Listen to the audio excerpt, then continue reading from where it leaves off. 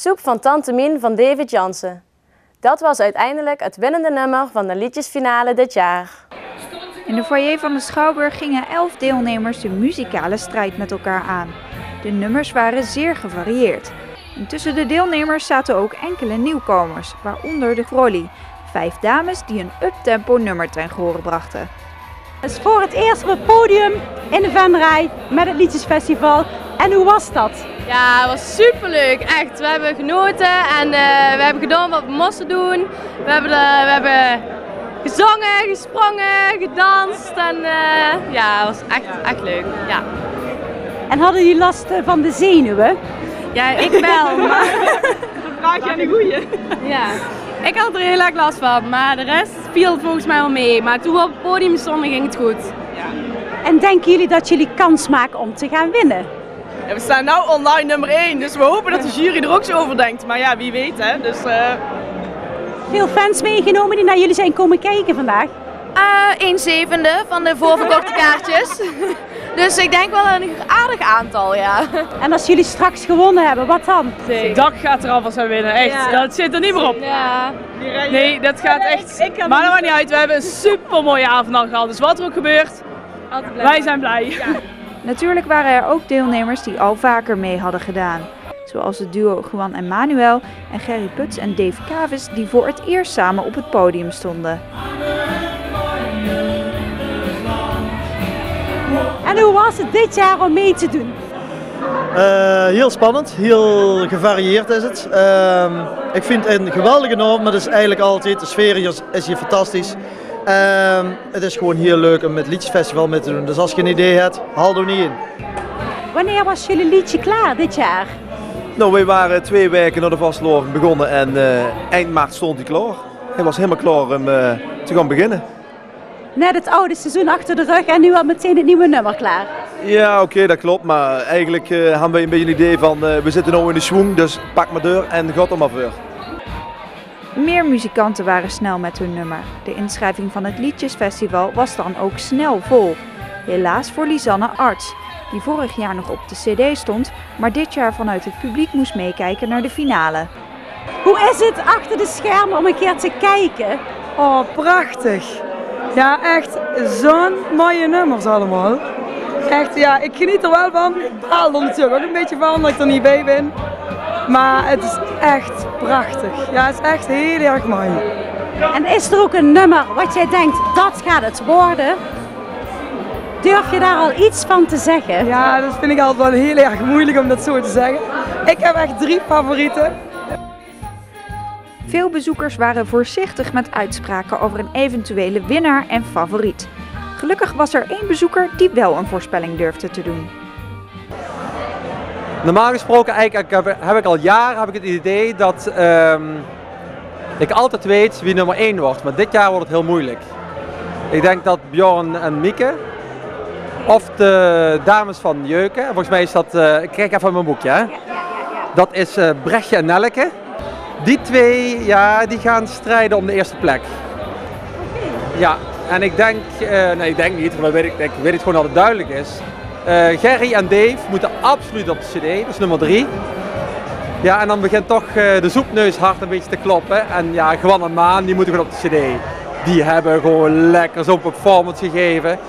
En nadat de artiesten allemaal voor een tweede keer op het podium hadden gestaan, was het woord aan het publiek, de mensen thuis en natuurlijk de jury. Zij vonden het niveau hoog dit jaar en stonden voor een moeilijke keuze. Dus de juryleden waren namelijk zeker niet unaniem over een favoriet. Wat mij opvalt binnen de jury is dat we verschillende keuzes zien. We hebben al gezegd, nou, die is bij mij CD-kandidaat en die weer niet. En zo heeft iedereen een ander. En dat komt omdat iedereen voor zijn eigen parochie kiest, zeg maar. We hebben mensen in de jury zitten voor de jeugd, we hebben een kroegbaas, we hebben de kerkdorpen. En die kijken op een hele andere manier naar een liedje dan jij of ik of wie dan ook. En daarom krijg je heel gevarieerde keuzes. De ene vindt dat mooi en de andere zegt, nee man, dat is helemaal niks. En de andere, nou, ik vind dat dus wel mooi. Dus dat is heel interessant. We gaan nou even terug de kelder in, want dan zitten we te gireren of te vergaderen. En dan gaan we beslissen wie op de CD komt. Voor ons, we hebben natuurlijk niet als enige gestemd, er zijn nog meer stemmen, publieksjury enzovoort enzovoort. Maar wij gaan er nou met z'n allen over stemmen. Het zal heel zwaar werden. Het zal heel zwaar werden, want het niveau nogmaals is erg hoog. Het was een moeilijk beraad. Helaas ging er ook nog iets mis door een computerstoring. Daardoor klopte de puntentelling en daarmee de einduitslag niet.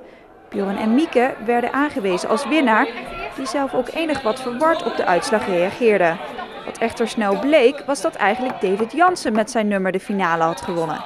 Hij was na de enige verwarring wel een zeer tevreden winnaar. Ik vind het jammer dat er een paar nummers er niet op komen, maar het was een geweldig festijn en ik ben super blij. We hebben 4 uur soep, het kan gewoon een hele dag. Geweldig proficiat. En heb je het gevoel dat je door gaat dringen naar de LVK uiteindelijk? Dat is een goede vraag, moet ik zeggen. Bro. Dat telt eigenlijk. Ik moet dus mijn eigen publiek om in de hand hebben. En dan kan pas het LVK. Eerst Venray en dan de rest. Hoe kijk jij naar het aankomende carnavalseizoen uit? Ik heb er altijd zin in. Als het me goed getrokken is, komt alles goed.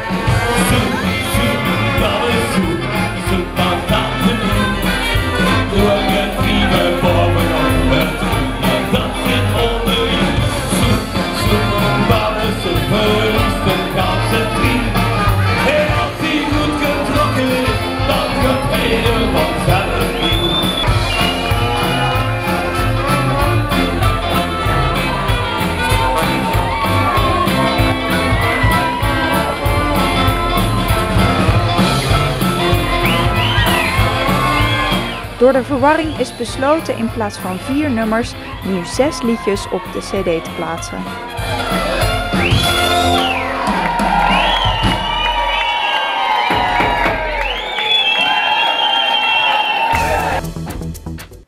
Waar vind je Fairtrade of biologische producten in Venray? Om dit duidelijk te maken voor de consument, komt er in het centrum van Venray een eerlijke winkelroute.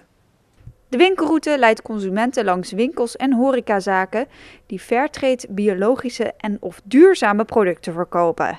In totaal zijn er zo'n 20 zaken in Venray die hieraan meedoen. Deze zaken krijgen allemaal een sticker op hun ruit en er komt een plattegrond waarop deze zaken worden aangegeven. De ondernemers in het centrum reageerden zeer positief op het initiatief en leren snel dat Fairtrade producten gemakkelijk in te voeren zijn.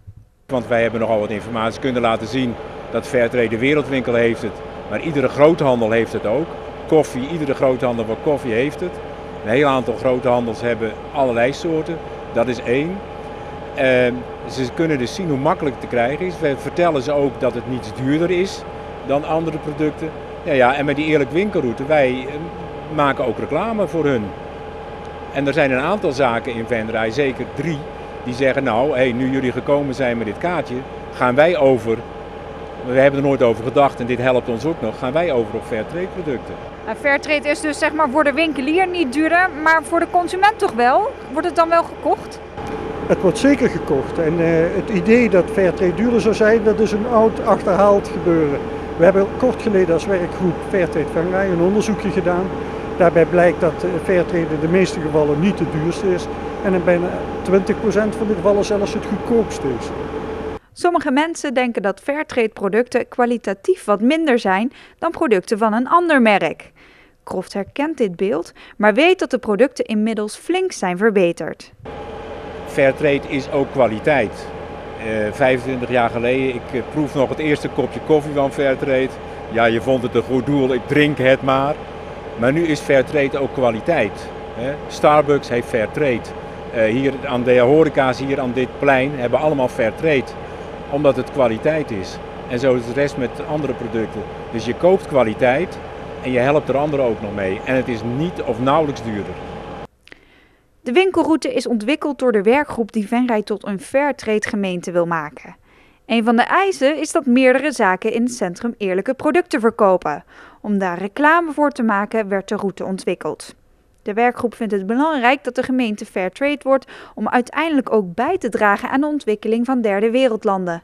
En je kunt daar wat aan doen door geld te geven, maar je kunt daar heel dicht bij huis iets aan doen door direct een kopje koffie te drinken wat van Fairtrade is. En dan weet je dat die Fairtrade koffie komt uit een derde wereldland, waarbij de boer een eerlijke prijs gekregen heeft, waarbij er zeer zeker geen kinderarbeid aan te pas is gekomen. En op het moment dat je dat doet, dan doe je hier en nu iets daaraan. En als je daar meer aan wil doen en je wordt Fairtrade gemeente, dan heb je heel veel mogelijkheden om daar iets aan te doen. Op dit moment zijn er dus zo'n 20 zaken in Venray die meedoen met de eerlijke winkelroute. Dit is bijna het aantal om tot Fairtrade gemeente te worden benoemd. De werkgroep kan dan ook nu al zeggen dat op 10 mei en de eerlijke winkelroute wordt geopend en de gemeente wordt omgedoopt tot Fairtrade gemeente. Een werkgroep van Stichting De Zandhoek heeft een haalbaarheidsstudie gedaan naar een multifunctioneel centrum in Wansum. Burgemeester en wethouders hebben ingestemd met dit rapport. Een aantal jaar geleden heeft de toenmalige gemeente Meerlo-Wansum al onderzoek gedaan naar mogelijkheden. Maar tot nu toe was er steeds voornamelijk gekeken rondom de Zandhoek, het gemeenschapshuis. Wat we nu eigenlijk doen is kijken in het kader van de gebiedsontwikkeling Ooije-Wansum. Daar gaan een heleboel op de schop. Er zijn een heleboel kansen. Nou, en die kansen willen we niet voorbij laten gaan. En dan kijken we ook naar de mogelijkheden om eventueel op de nieuwe doorgaande weg, of de nieuwe weg daar, laat ik het zo zeggen, het nieuwe gebied bij de haven, of daar zo'n multifunctioneel centrum geplaatst kan worden. Maar er zijn een heleboel vraagtekens rondom dat centrum. De echte noodzaak voor het onderwijs bijvoorbeeld is er niet. Maar nou ja, het gemeenschapshuis zou verplaatst kunnen worden. Misschien zouden we het toch met de school iets kunnen doen. De school in Gijssen gaat dicht. Bitterswijk speelt er nog een rol bij. Nou, misschien zijn er echt kansen. En het is ook voor de lange termijn, dus het zou pas in 2018 gaan gelden. Dus we gaan nu allemaal een rijtje zetten en kijken wat de haalbaarheid daarvan is. Stichting De Zandhoek heeft het rapport opgesteld. Zij snapte dat een multifunctioneel centrum niet op zichzelf kon staan als alleen gemeenschapshuis. Daarom hebben zij verschillende partners betrokken in het onderzoek.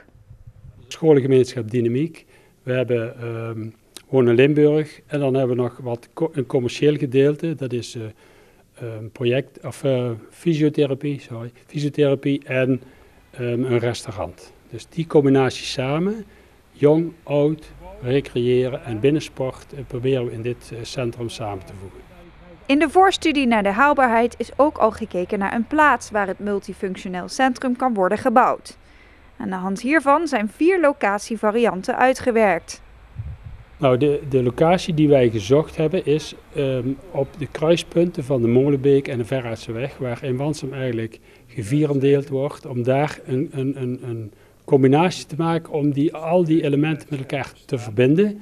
En dat is eigenlijk dus aan de kant van de Broekberg, daar ter hoogte van de Gijzerseweg. Die locatie is uitgezocht, we hebben ook wat alternatieven uitgezocht. En met die verschillende alternatieven kwam deze keuze het beste eruit. Waarom deze? Omdat deze de verbinding geeft met sport, de verbinding dus met buitensport, de verbinding geeft met de haven, met het water en een verbinding geeft tussen die kwadranten van de Molenbeek en de Verraadseweg. Plus dat de doorstroomprofiel van de Molenbeek daarbij het grootste kan blijven. Het lijkt een mooi plan voor Wansum om de leefbaarheid te vergroten. Er moet echter nog een hoop gebeuren voordat er daadwerkelijk een besluit kan worden genomen. En voordat er concrete stappen kunnen worden gemaakt, zal er nog een lange tijd verstrijken. We stellen nu voor om verdere uitdieping te doen, om te kijken ook wat het financieel vooral betekent. Want er gaat nog wat geld in om in zo'n plan. Daar gaan we de komende maanden op studeren. Misschien in de loop van het komend voorjaar dat daar wat meer duidelijkheid over is. Of we dan weer verdere stappen kunnen zetten. Want ik wil wel de verwachtingen een beetje temperen. Het is de bedoeling om dat eventueel vanaf 2018 dan, als het allemaal door zou gaan, te gaan realiseren. Dus er moet nog heel wat water door de Maas. Het rapport wordt donderdag 3 oktober officieel overhandigd aan wethouder Jan Lonen en dorpsraadvoorzitter Jan Denen. De hobbyclub De Houtsnippers bestaat 10 jaar. Om dat te vieren organiseren zij 20 oktober een open dag. In 2003 kwam een clubje mannen bij elkaar die besloten om een hobbyvereniging te starten. De club kreeg de naam De Houtsnippers omdat zij zich bezighouden met houtsnijwerk. Maar dat is niet het enige waar de mannen elke donderdag voor bij elkaar komen. De sociale contact is heel leuk voor de mensen. En ze staan er ook altijd naar uit te kijken om op donderdagmorgen hout te komen snijden. Want vanwege de leuke groep. Wat komt er dan allemaal zo ter sprake? Van alles. Het heeft ook veel dingen niet met houtsnijwerk te maken hebben. iedereen weet wel wat nieuws te vertellen en anders, ja, dat is, ja. De groep bestaat momenteel uit 13 mannen. Een van de leden is Martin Manders. Hij kwam bij de club toen hij met pensioen ging en op zoek was naar een nieuwe hobby. Wegens het werk was voor mij weg. Dan moet het toch iets anders, want je voelde het ergens te jong om achter de geraniumschijn te zitten. Op die manier zie ik bij de hobbyclub gekomen. Wat is er zo leuk aan hout snijden? Ja, er is iets met de vingers doen. Soms lijkt het heel stom, en toch is het heel mooi om het te doen. Wat voor dingen heeft u al allemaal gemaakt? Ja, dienblaar heb ik al eens gemaakt, kistjes heb ik gemaakt. Op een moment ben ik met een vrij grote kapstok bezig. Dat wordt een 5-jarenplan, denk ik. Ik weet het niet, tenminste als ik voor de achtergrond hoor wel. Nou, hoe gezellig is de club met al die mannen? Heel gezellig, en als er dames bij willen, die daar straks nog interesse hebben, die graag erbij. Die horen er ook bij. En een vrouw bij de groep, dat zouden de mannen wel kunnen gebruiken. Want de houtsnippers zouden nog graag vele jaren doorgaan met de hobbyclub.